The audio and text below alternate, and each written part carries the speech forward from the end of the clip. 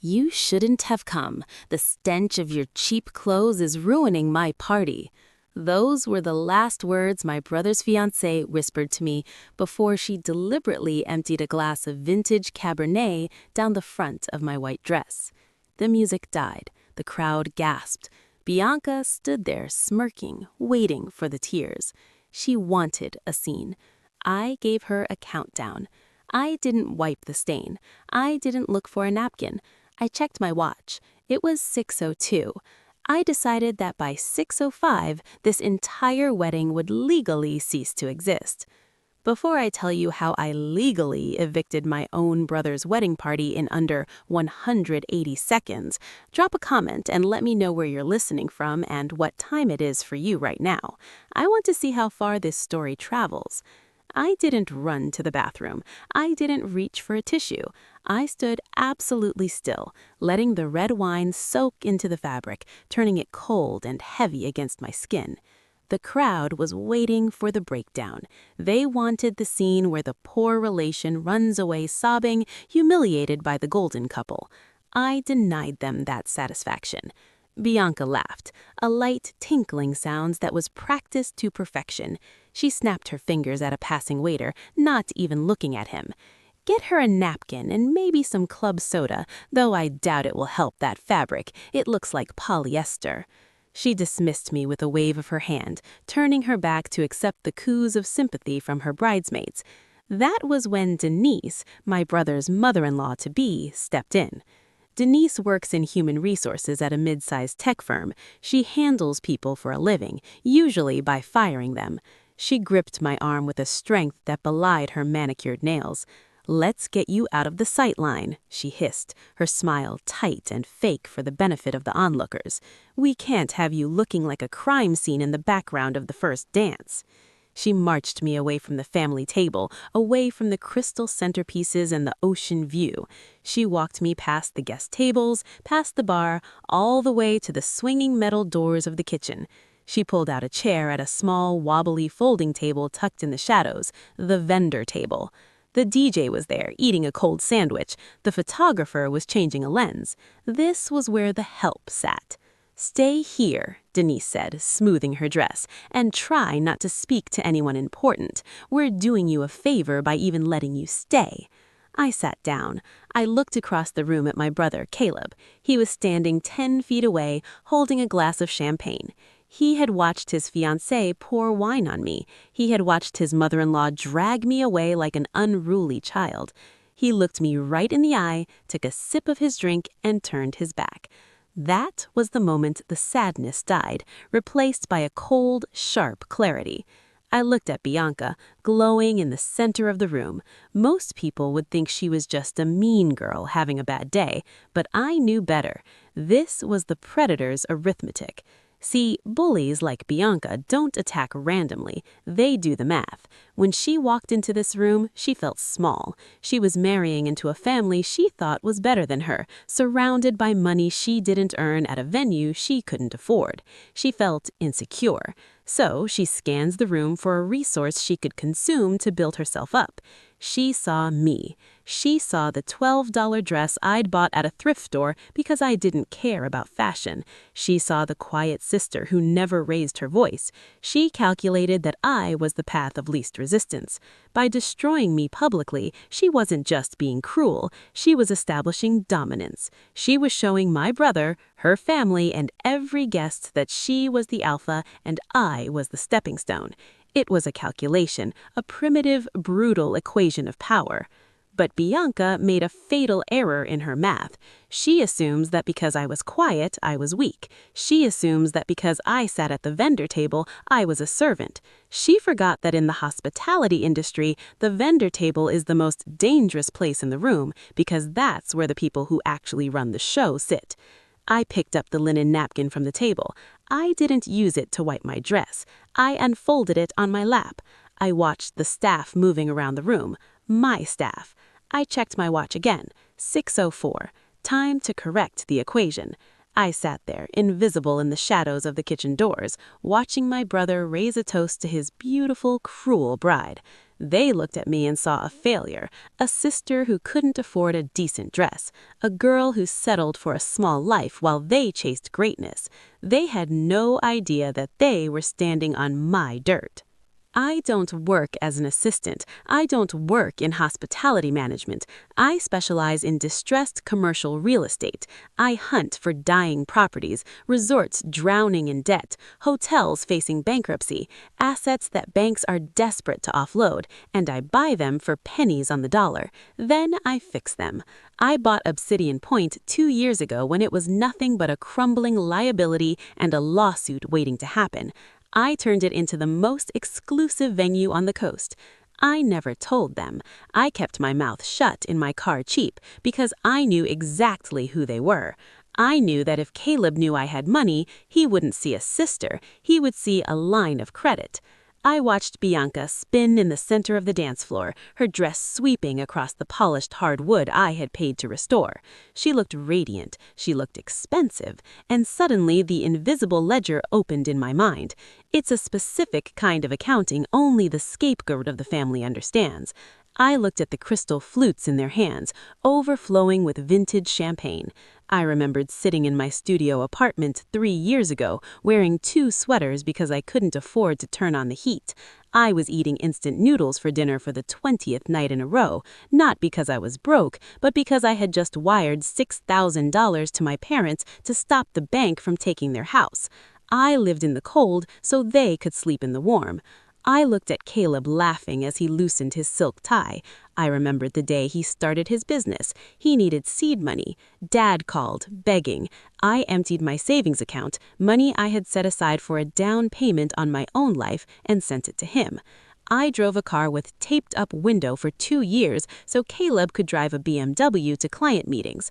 I looked back at Bianca sneering at me from across the room, judging the fabric of my dress. She sees a stain. I see the price of their survival. I realized then that my silence hadn't been humility, it had been a mistake. I had starved myself to feed people who would mock me for being hungry. I had built a kingdom in the dark to protect them, and they used the shadows to hide me away. The ledger was full, the debt was due. I pulled my phone out from my clutch. I didn't open social media. I opened the internal management app for the resort. I saw the event status, active. I saw the client name, Caleb and Bianca. I scrolled down to the contract section. I didn't need to read it. I wrote it. Clause 14B, the Morality and Harassment Protocol. It was a clause I inserted into every contract after a particularly abusive groom assaulted a waiter last year. It gave ownership the unilateral right to terminate an event immediately if the client or their guests harassed, abused, or threatened staff or management. Bianca had just poured wine on the owner.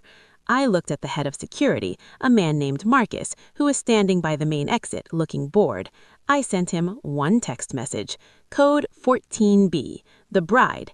Execute immediately. Marcus looked at his phone. He looked at me. His eyes went wide. He tapped his earpiece and started moving toward the stage.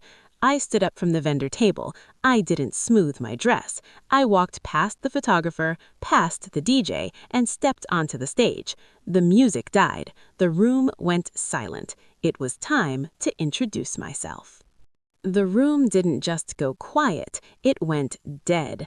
I climbed the 3 steps to the raised platform where the DJ was busy mixing a top 40 hit. He saw me coming, a wine-stained woman with a look of absolute zero on her face, and opened his mouth to tell me to get lost. He never got the chance. Marcus, my head of security, stepped out from the shadows. He's 6'4" and built like a linebacker. He simply nodded at the DJ and cut the power. The music died with a turntable screech that made half the room wince. Then the house lights slammed on full brightness, harsh and unforgiving. The romantic dim ambiance vanished, replaced by the stark reality of a conference room.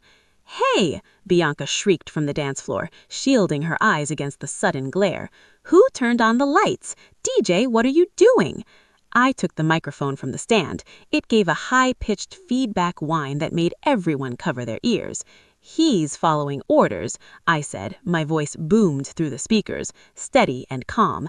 "And you are, too." Bianca spun around, her eyes narrowing when she saw me standing center stage. You! She laughed, a nervous, jagged sound. Oh my God, she's drunk. Someone get the wine-soaked trash off the stage before she embarrasses herself. Denise marched toward the stage, her face twisted in that HR manager scowl she used right before firing someone. Get down from there immediately, you little brat. I will have you banned from this property.